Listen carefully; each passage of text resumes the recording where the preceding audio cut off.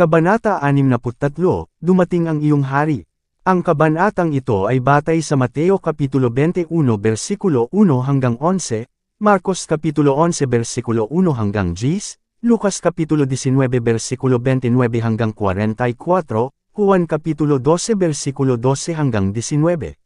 Magalak ka ng husto, o anak na babae ng Sion, sumigaw ka, o anak na babae ng Jerusalem, narito, ang iyong hari ay naparirito sa iyo, siya'y matuwid, at may kaligtasan, mababa, at nakasakay sa isang asno, at sa isang bisiro na anak ng isang asno.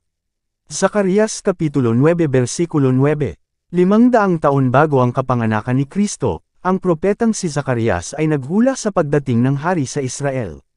Ang hulang ito ay matutupad na ngayon. Siya na matagal nang tumanggi sa maharlikang karangalan ay pumupunta na ngayon sa Jerusalem bilang ang ipinangakong tagapagmana ng trono ni David. Ito ay sa unang araw ng linggo na ginawa ni Kristo ang kanyang matagumpay na pagpasok sa Jerusalem. Maraming mga tao na dumagsa upang makita siya sa Bethania ngayon ay sumama sa kanya, sabik na masaksihan ang kanyang pagtanggap. Maraming tao ang patungo sa lungsod upang ipagdiwang ang Paskwa, at ang mga ito ay sumama sa karamihang dumadalo kay Jesus. Ang lahat ng kalikasan ay tila nagalak. Ang mga punong kahoy ay nararamtan ng luntiang, at ang kanilang mga bulaklak ay nagbuhos ng masarap na halimuyak sa hangin. Isang bagong buhay at kagalakan ang nagpasigla sa mga tao. Muling sumisibol ang pag-asa ng bagong kaharian. Sa layuning sumakay sa Jerusalem, isinugaw ni Jesus ang dalawa sa kanyang mga disipulo upang dalhin sa kanya ang isang asno at ang bisiro nito. Sa kanyang pagsilang ang tagapagligtas ay umaasa sa mabuting pakikitungo ng mga estranghero.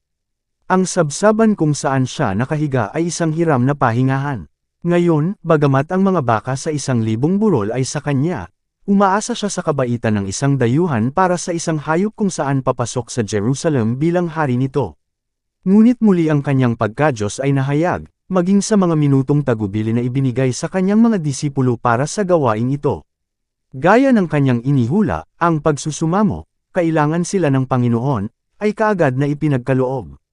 Pinili ni Jesus para sa kanyang paggamit ang bisiro na hindi pa nasakihan ng tao. Ang mga alagad, na may masayang sigasig, ay inilatag ang kanilang mga damit sa halimaw, at pinaupo ang kanilang guro sa ibabaw nito. Noon pa man ay palaging naglalakbay si Jesus sa paglalakad, at ang mga disipulo sa una ay nagtaka na dapat na niyang piliin ngayon na sumakay. Ngunit ang pag-asa ay lumiwanag sa kanilang mga puso sa masayang pag-iisip na siya ay papasok na sa kabisera, ipahayag ang kanyang sarili na hari, at igiit ang kanyang maharlikang kapangyarihan. Habang nasa kanilang gawain ay ipinaalam nila ang kanilang maningning na mga inaasahan sa mga kaibigan ni Jesus, at ang pananabik ay kumalat sa malayo at malapit, na nagpapataas ng mga inaasahan ng mga tao sa pinakamataas na tono. Si Kristo ay sumusunod sa kaugalian ng mga Hudyo para sa isang maharlikang pagpasok. Ang hayop na kanyang sinakyan ay yaong sinakyan ng mga hari ng Israel, at ang hula ay naghula na sa gayon ng Mesiyas ay darating sa kanyang kaharian. Hindi pa siya nakasakay sa bisiro ay isang malakas na sigaw ng tagumpay ang pumutok sa hangin. Pinuri siya ng karamihan bilang Mesiyas, ang kanilang hari. Tinanggap na ngayon ni Jesus ang pagpupugay na hindi niya kailanman pinahintulutan noon, at tinanggap ito ng mga alagad bilang patunay na ang kanilang masayang pag-asa ay matutupad sa pamamagitan ng pagkakita sa kanya na naitatag sa trono. Ang karamihan ay kumbinsido na ang oras ng kanilang pagpapalaya ay malapit na. Sa imahinasyon ay nakita nila ang mga hukbong Romano na itinaboy mula sa Jerusalem, at ang Israel ay muling isang malayang bansa. Lahat ay masaya at nasa sabik. Ang mga tao ay nag-agawan sa isa't isa sa pagbibigay-pugay sa kanya. Hindi nila maipakita ang panlabas na karangyaan at kariligan, ngunit ibinigay nila sa kanya ang pagsamba ng maligayang puso. Hindi nila nagawang iharap sa kanya ang mga mamahaling regalo, ngunit inilatag nila ang kanilang mga panlabas na kasuotan bilang isang alpombra sa kanyang landas, at ikinalat din nila ang madahong mga sanga ng olibo at ng palma sa daan.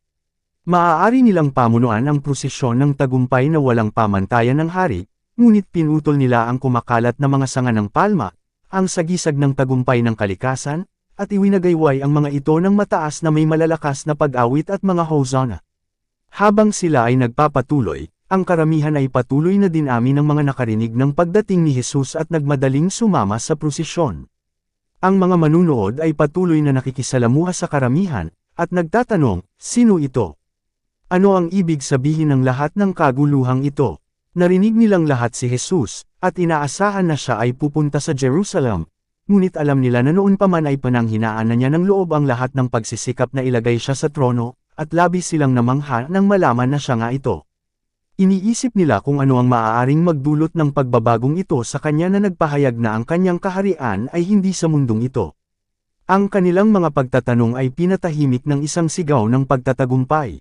Paulit-ulit itong inuulit ng sabik na karamihan, ito ay kinuha ng mga tao sa malayo, at umaalingaw mula sa nakapalibot na mga burol at mga lambak.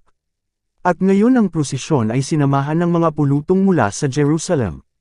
Mula sa maraming tao na nagtipon upang dumalo sa Paskwa, libo-libo ang humayo upang salubungin si Jesus. Binabati nila siya sa pamamagitan ng pagwawagayway ng mga sanga ng palma at pagputok ng sagradong awit. Ang mga saserdote sa templo ay nagpapatunog ng trumpeta para sa paglilingkod sa gabi, ngunit kakaunti ang tumutugon, at ang mga pinuno ay nag-uusap sa isa't isa ng may takot. Ang mundo ay lumipas na sa kanya. Kailanman sa kanyang buhay sa lupa ay pinahintulutan ni Jesus ang gayong pagpapakita. Malinaw niyang nakita ang resulta. Dadalhin siya nito sa krus. Ngunit layunin niya sa madla na ipakita ang kanyang sarili bilang manunubos. Ninanais niyang bigyang pansin ang sakripisyo na magpaparangal sa kanyang misyon sa isang makasalanang mundo. Habang ang mga tao ay nagtitipon sa Jerusalem upang ipagdiwang ang Paskwa, siya, ang antitipikong kordero, sa pamamagitan ng isang kusang loob na gawain ay ibinukod ang kanyang sarili bilang isang alay. Kakailanganin para sa kanyang iglesia sa lahat ng susunod na panahon na gawing paksa ng malalim na pag-iisip at pag-aaral ang kanyang kamatayan para sa mga kasalanan ng mundo. Ang bawat katotohanang nauugnay dito ay dapat na ma-verify ng walang pag-aalinlangan. Ito ay kinakailangan, kung gayon, na ang mga mata ng lahat ng mga tao ay dapat na ngayong ituon sa kanya. Ang mga pangyayari na nauna sa kanyang dakilang sakripisyo ay dapat na maging tulad ng pagtawag pansin sa mismong sakripisyo. Pagkatapos ng gayong pagpapakita ng pagdalo sa kanyang pagpasok sa Jerusalem, susundan ng lahat ng mata ang kanyang mabilis na pag-unlad hanggang sa huling eksena. Ang mga kaganapang nauugnay sa matagumpay na pagsakay na ito ay magiging usapan ng bawat dila, at magdadala kay Jesus sa harap ng bawat isip. Pagkatapos ng kanyang pagpapako sa krus, marami ang maaalala ang mga pangyayaring ito sa kanilang kaugnayan sa kanyang pagsubok at kamatayan. Aakayin, silang saliksikin ng mga propesya, at makukumbinsi sila na si Jesus ang Mesiyas. At sa lahat ng lupain ay dadami ang mga nagbabalik loob sa pananampalataya. Sa isang matagumpay na eksenang ito ng kanyang buhay sa lupa, ang tagapagligtas ay maaaring nagpakita na sinamahan ng mga anghel sa langit, at ipinahayag ng trompeta ng Diyos. Ngunit ang gayong pagpapakita ay salungat sa layunin ng kanyang misyon, salungat sa batas na namamahala sa kanyang buhay. Nanatili siyang tapat sa hamak na tinanggap niya. Ang pasanin ng sangkatauhan ay dapat niyang pasanin hanggang sa ang kanyang buhay ay ibigay para sa buhay ng mundo. Ang araw na ito, na sa tingin ng mga alagad ay ang pinakaputong na araw ng kanilang buhay, ay naliliman sana ng mapanglo na ulap kung nalaman nila na ang tagpong ito ng pagsasaya ay pasimula lamang sa pagdurusa at kamatayan ng kanilang guro. Bagamat paulit-ulit niyang sinabi sa kanila ang kanyang tiyak na sakripisyo, gayunpaman sa masayang tagumpay ng kasalukuyan ay nakalimutan nila ang kanyang malungkot na mga salita, at umasa sa kanyang maunlad na paghahari sa trono ni David. Ang mga bagong pagpasok ay patuloy na ginawa sa prosesyon, at, na may ilang mga exception, lahat ng sumama rito ay nakakuha ng inspirasyon ng oras, at tumulong sa paglaki ng mga hosana na umaalingaw-ngaw at muling umaalingaw-ngaw mula sa burol hanggang sa burol at mula sa lambak patungo sa lambak. Ang mga sigaw ay patuloy na umaalingaw-ngaw, Hosana sa anak ni David, mapalad siya na pumaparito sa pangalan ng Panginoon. Hosana sa kaitaasan, hindi pa kailanman nakita ng mundo ang gayong prosesyon ng tagumpay. Hindi ito katulad ng mga tanyag na mananakop sa lupa. Walang tren ng mga nagdadalamhating bihag, bilang mga trepeo ng makaharing kagitingan, ang naging tampok sa tagpong iyon. Ngunit tungkol sa tagapagligtas ay ang maluwalhating trepeo ng kanyang mga gawa ng pag-ibig para sa makasalanang tao. Naroon ang mga bihag na kanyang iniligtas mula sa kapangyarihan ni Satanas, na pinupuri ang Diyos para sa kanilang pagliligtas. Ang bulag na kanyang pinanumbalik sa paningin ay nangunguna sa daan. Ang pipi na ang mga dila ay kanyang pinakawalan ay sumigaw ng pinakamalakas na Hosanna. Ang mga lumpo na kanyang pinagaling ay napuno ng kagalakan, at sila ang pinakaaktibo sa pagbali ng mga sanga ng palad at pagwawagayway sa kanila sa harap ng tagapagligtas. Ang mga balo at ulila ay itinataas ang pangalan ni Jesus para sa kanyang mga gawa ng awa sa kanila. Ang mga ketungi na kanyang nilinis ay naglatag ng kanilang walang donges na mga kasuotan sa kanyang landas, at pinuri siya bilang ang hari ng kaluwalhatian. Yaong mga nagising ng kanyang tinig mula sa pagtulog ng kamatayan ay nasa karamihang iyon. Si Lazarus, na ang katawan ay nakakita ng katiwalian sa libingan, ngunit ngayon ay nagagalak sa lakas ng maluwalhating pagkalalaki, ay inakay ang halimaw na sinakyan ng tagapagligtas. Maraming pariso ang nakasaksi sa eksena, at, na nag-aapoy sa inggit at masamang hangarin, ay naghangad na ibaling ang agos ng damdamin ng mga tao. Sa buong kapangyarihan nila sinubukan nilang patahimikin ang mga tao, ngunit ang kanilang mga panawagan at pagbabanta ay nagpapataas lamang ng sigasig. Nangamba sila na ang karamihang ito, sa lakas ng kanilang bilang, ay gagawing hari si Jesus. Bilang isang huling paraan ay nagsisiksikan sila sa karamihan sa kinaroroonan ng tagapagligtas, at sinalubong siya ng mga pananaway at pananakot, "Guro, sawayin mo ang iyong mga disipulo." Ipinahayag nila na ang gayong maingay na mga demonstrasyon ay labag sa batas, at hindi papayagan ng mga awtoridad. Ngunit natahimik sila sa sagot ni Jesus, "Sinasabi ko sa inyo, kung tatahimik sila, ang mga bato ay magsisisigaw." Ang tagpong iyon ng pagtatagumpay ay sariling paghirang ng Diyos. Ito ay inihula ng propeta, at ang tao ay walang kapangyarihan na talikuran ang layunin ng Diyos. Kung nabigo ang mga tao na isakatuparan ang kanyang plano, magbibigay sana siya ng tinig sa mga batong walang buhay, at purihin sana nila ang kanyang anak ng mga pagpupuri.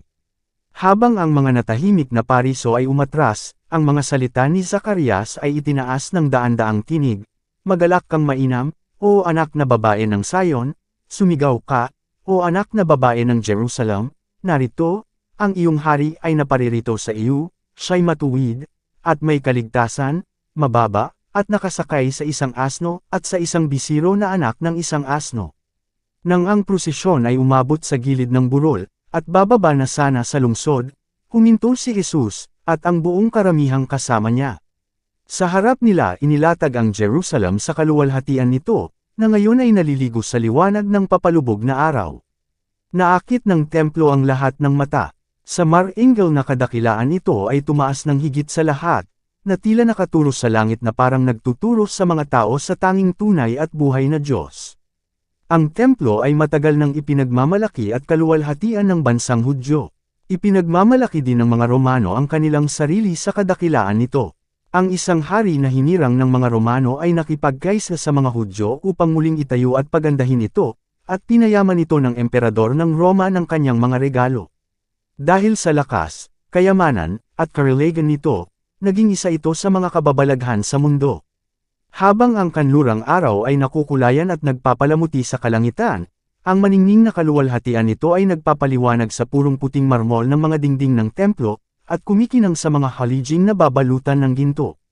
Mula sa taluktok ng burol kung saan nakatayo si Jesus at ang kanyang mga tagasunod, ito ay may anyong napakalaking istruktura ng nyebe, na may mga gintong taluktok.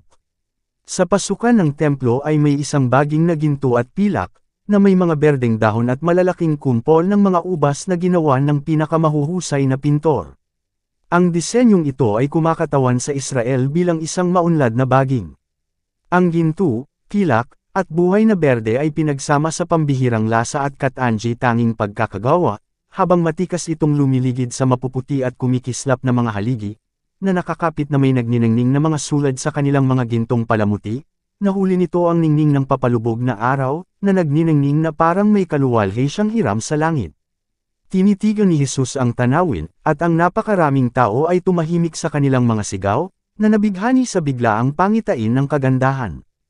Ang lahat ng mga mata ay bumaling sa tagapagligtas, umaasang makikita sa kanyang mukha ang paghanga na kanilang nararamdaman. Ngunit sa halip na ito ay nakikita nila ang ulap ng kalungkutan. Sila ay nagulat at nabigo nang makita ang kanyang mga mata na napupuno ng luha, at ang kanyang katawan ay parot-par ito tulad ng isang puno sa harap ng unos, habang ang isang panaghoy ng dalamhati ay sumasabog mula sa kanyang nanginginig na mga labi, na parang mula sa kaibuturan ng isang bagbag na puso. Anong laking tanawin ito para sa mga anghel? Ang kanilang mahal na commander sa paghihirap ng luha. Anong laking tanawin ito para sa masayang pulutong na sa pamamagitan ng mga sigaw ng pagtatagumpay at pagwawagayway ng mga sanga ng palma ay sama-sama sa kanya patungo sa maluwalhating lungsod, kung saan sila ay buong pusong umaasa na siya ay malapit ng maghari. Si Jesus ay umiyak sa libingan ni Lazarus, ngunit ito ay nasa isang maladyos na kalungkutan bilang pakikiramay sa kapigatian ng tao. Ngunit ang biglaang kalungkutan na ito ay parang isang nota ng panaghoy sa isang grand triumphal chorus. Sa gitna ng isang tanawin ng pagsasaya, kung saan ang lahat ay nagbibigay pugay sa kanya, ang hari ng Israel ay lumuluha, hindi tahimik na luha ng kagalakan, kundi mga luha at daing ng hindi mapigil ang paghihirap. Ang karamihan ay tinamaan ng biglaang dilim. Natahimik ang kanilang mga aklamasyon. Marami ang umiyak sa pakikiramay sa kalungkutan na hindi nila kayang unawain. Ang mga luha ni Jesus ay hindi sa paghihintay ng kanyang sariling pagdurusa. Nasa harapan niya ang Getsemani, kung saan sa lalong madaling panahon ang kilabot ng isang malaking kadiliman ay liliman sa kanya. Ang pintuang bayan ng Tupa ay nakikita rin, kung saan sa loob ng maraming siglo ay pinangunahan ang mga hayop para sa mga handog na hain. Ang pintuang ito ay malapit ng bumukas para sa kanya, ang dakilang antitype, kung saan ang sakripisyo para sa mga kasalanan ng mundo ay itinuro ng lahat ng mga handog na ito. Malapit sa Kalbaryo, ang tanawin ng kanyang nalalapit na paghihirap. Ngunit hindi dahil sa mga alaalang ito ng kanyang malupit na kamatayan kaya ang manunubos ay umiyak at dumaing sa dalamhati ng espiritu. Ang kanyang kalungkutan ay hindi makasarili. Ang pag-iisip ng kanyang sariling paghihirap ay hindi natakot sa marangal, mapagsakripisyong kaluluwang iyon. Ang tanawin ng Jerusalem ang tumusok sa puso ni Jesus, ang Jerusalem na tumanggi sa anak ng Diyos at fumamak sa kanyang pag-ibig, na tumangging kumbansihin sa kanyang makapangyarihang mga himala, at malapit ng kitilin ang kanyang buhay. Nakita niya kung ano ang kanyang kasalanan sa pagtanggi sa kanyang manunubos, at kung ano kaya siya kung tinanggap niya siya na tanging makapagpapagaling sa kanyang sugat. Siya ay dumating upang iligtas siya, paano niya siya isusuko? Ang Israel ay naging isang pinapabore ng mga tao, ginawa ng Diyos ang kanilang templo na kanyang tahanan, ito ay maganda para sa sitwasyon, ang kagalakan ng buong lupa. Awit Kapitulo 48 versikulo 2. Ang record ng higit sa 1,000 taon ng pangangalaga at magiliw na pag-ibig ni Kristo, tulad ng panganganak ng isang ama sa kanyang kaisa-isang anak, ay naroon. Sa templong iyon ay binigkas ng mga propeta ang kanilang mataimtim na babala. Doon ay iwinagayway ang mga nasusunog na insensaryo, habang ang insenso, na hinaluan ng mga panalangin ng mga mananamba, ay umakyat sa Diyos.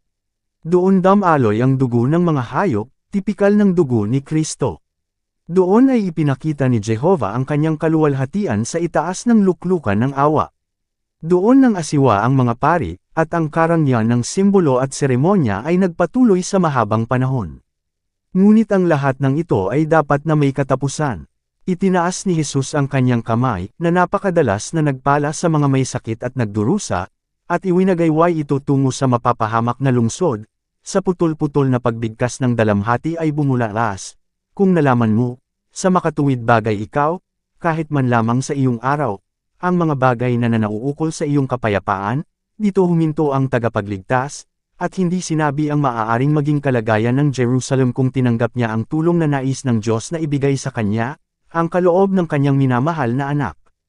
Kung nalaman ng Jerusalem kung ano ang kanyang pribilehiyong malaman, at nakinig sa liwanag na ipinadala sa kanya ng langit, siya ay maaaring tumayo sa kapalaluan ng kasaganaan, ang reyna ng mga kaharian, na malaya sa lakas ng kanyang bigay Diyos na kapangyarihan. Wala sanang mga armadong sundalo na nakatayo sa kanyang mga tarangkahan, walang mga Romanong banner na kamakaway mula sa kanyang mga pader. Ang maluwalhating tadhana na maaaring magpala sa Jerusalem kung tinanggap niya ang kanyang manunubos ay bumangon sa harap ng anak ng Diyos. Nakita niya na ang babae ay maaaring sa pamamagitan niya ay gumaling sa kanyang matinding karamdaman, napalaya mula sa pagkaalipin, at itinatag bilang ang makapangyarihang lungsod ng lupa. Mula sa kanyang mga pader ang kalapati ng kapayapaan ay lumabas na sana sa lahat ng mga bansa. Siya sana ang korona ng kaluwalhatian ng mundo. Ngunit ang maliwanag na larawan ng kung ano ang Jerusalem ay naglaho sa paningin ng tagapagligtas.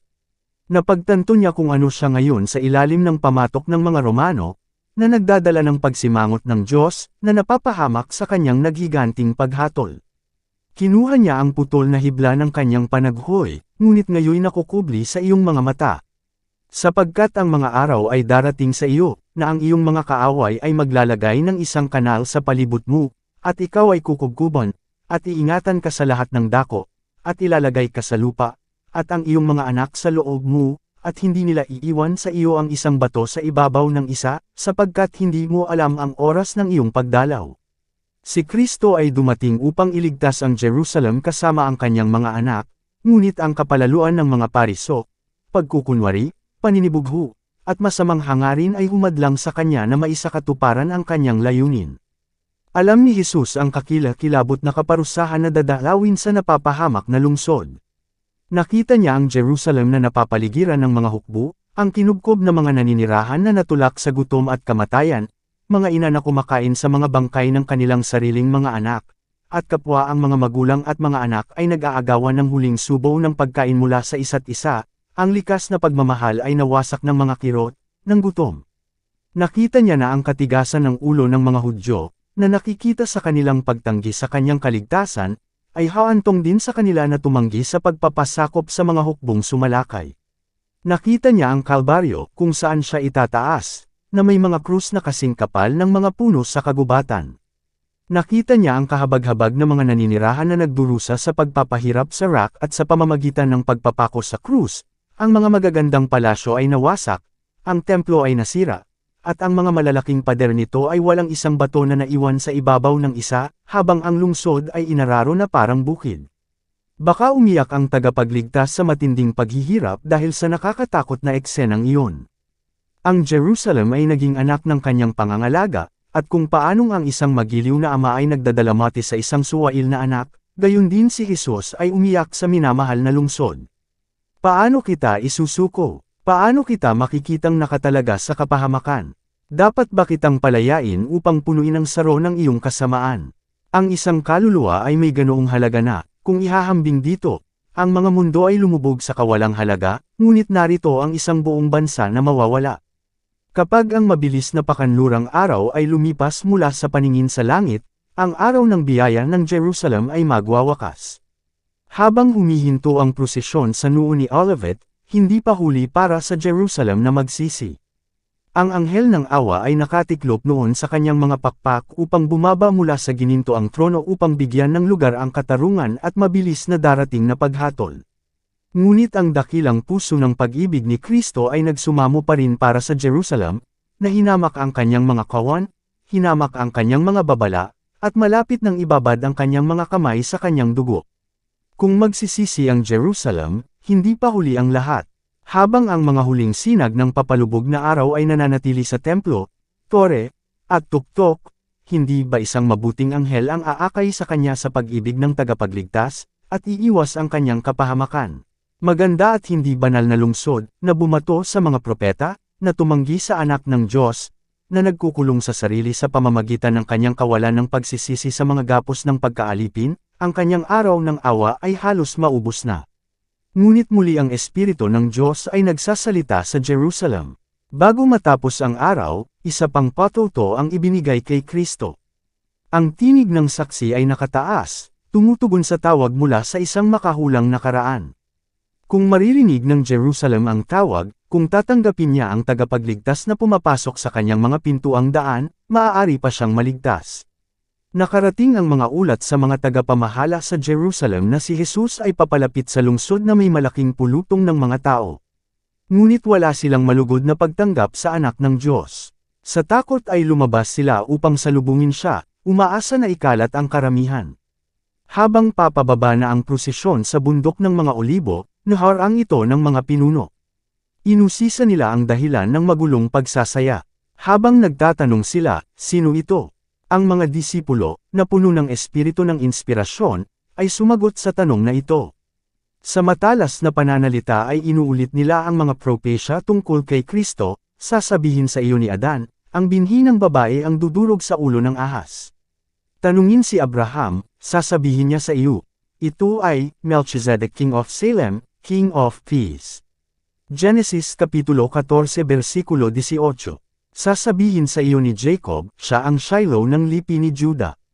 Sasabihin sa iyo ni Isaias, Emmanuel, kahanga-hanga, tagapayo, ang makapangyarihang Diyos, ang walang hanggang Ama, ang prinsipe ng kapayapaan. Isaias Kapitulo 7 Versikulo 14, 9-6. Sasabihin sa iyo ni Jeremias, ang sanga ni David, ang Panginoon na ating katwiran. Jeremias Kapitulo 23 Versikulo 6. Sasabihin sa iyo ni Daniel, siya ang Mesiyas. Sasabihin sa iyo ni Oseas, siya ay, ang Panginoong Diyos ng mga hukbo, ang Panginoon ang kanyang alaala. Oseas Kapitulo 12 Versikulo 5. Sasabihin sa iyo ni Juan Bautista, siya ang, Kordero ng Diyos, na nag-aalis ng kasalanan ng sanlibutan. Juan Kapitulo 1 Versikulo 29. Ang dakilang Jehova ay nagpahayag mula sa kanyang trono, ito ang aking minamahal na anak. Mateo Kapitulo 3 Versikulo 17. Kami, kanyang mga disipulo, ay nagpapahayag, ito ay si Jesus, ang Mesiyas, ang prinsipe ng buhay, ang manunubos ng mundo. At ang prinsipe ng mga kapangyarihan ng kadiliman ay kinikilala siya, na nagsasabi, kilala kita kung sino ka, ang banal ng Diyos. Marcos Kapitulo 1 Versikulo 24. Dito nagtatapos ang Kabanata 63. Para updated ka sa susunod na kabanata, ay huwag kalimutang mag-subscribe, mag-follow at mag-share sa ating channel Renilab TV. Maraming salamat po.